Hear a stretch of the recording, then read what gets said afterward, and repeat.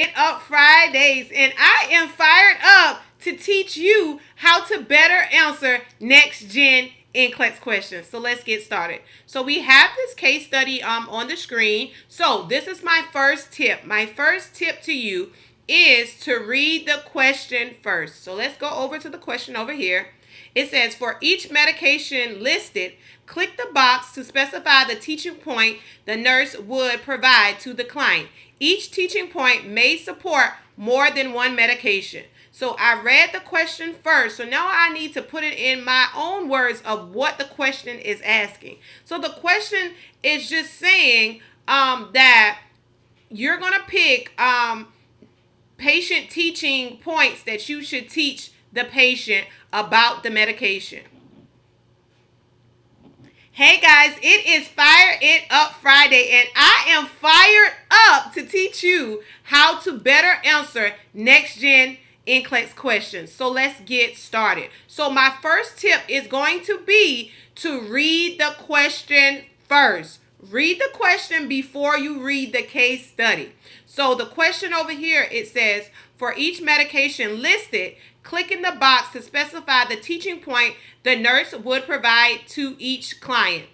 It says that each teaching point may support more than one medication. So you want to make sure that you're understanding what the question is even asking for. So you could put it into your own words, but we know that this question is basically saying, what are we going to teach a patient about a medication? So if you look over here, we have 3 medications listed, and then we have our teaching point. Now you can then go and read your case study. So let's go over here.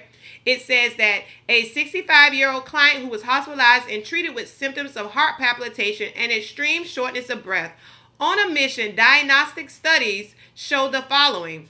It says the diagnostic tests show that the ECG shows that the patient has atrial fibrillation. CT of the lungs was negative for embolism. Chest x-ray showed an enlarged left ventricle. So you also want to click on each tab because you never know what information to be in those tabs, but none are in these. And then you want to read this little part. It says the nurse is preparing the client for discharge and provides teaching about prescribed medications. So let's go back to the problem. Let's read the question one more time. For each medication listed, click in the box to specify the teaching point the nurse would provide to the client. Each teaching point may support more than one medication. So one of the things is that honestly, we didn't even have to read the case study because this question right here is just focused on, do we know the teaching points for these 3 medications? But I always suggest just to read the case study, at least even if you're just strolling through the case study. You just want to read it, and it gives context to the question. So let's start. So we have 3 medications at top. We have amiodarone, which is an antiarrhythmic medication. We have metoprolol, which is a blood pressure / heart rate medicine. That's a beta blocker. And then we have warfarin, which is an anticoagulant. So let's go through each teaching point. So which medication would you need routine laboratory monitoring? I'm going to give you some time to think about it. If you chose warfarin, then you are correct. The other 2, you do not need any routine laboratory monitoring. The next one, you want to monitor and report signs of bleeding. So which one of these medications or more than one, it could be more than one, that could cause bleeding? Well, we know warfarin for sure, but I don't believe any of these other medications cause bleeding. You guys, the biggest nugget that I can give you with these next gen NCLEX questions is choose the answers that you know for sure.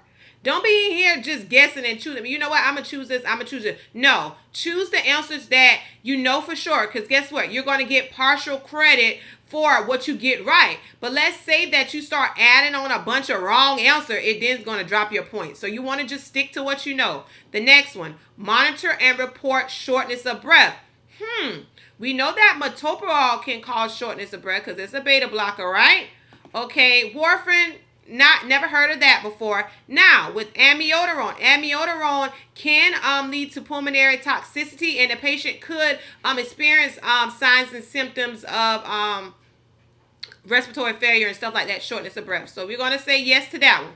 All right, the next one is monitor BP and heart rate. So we know that for sure for metoprolol, we know that it can decrease blood pressure and decrease heart rate, and then as well as the amiodarone. So that can cause hypotension and dizziness. So we want to make sure that we check the patient's blood pressure. The next one is consume consistent amounts of green leafy vegetables. We know that for sure is going to go with warfarin, right, for the vitamin K. So you want to make sure that you got all your answers that you think that you need and all that stuff. And I suggest y'all don't go back adding stuff. Like, do not go back changing your answers. If you didn't choose it the first time, there was a reason. So we're then going to submit, and we got it correct. So guys, this wraps up our Fire It Up Friday. I hope this video has made you more confident answering next gen NCLEX questions. See you next week.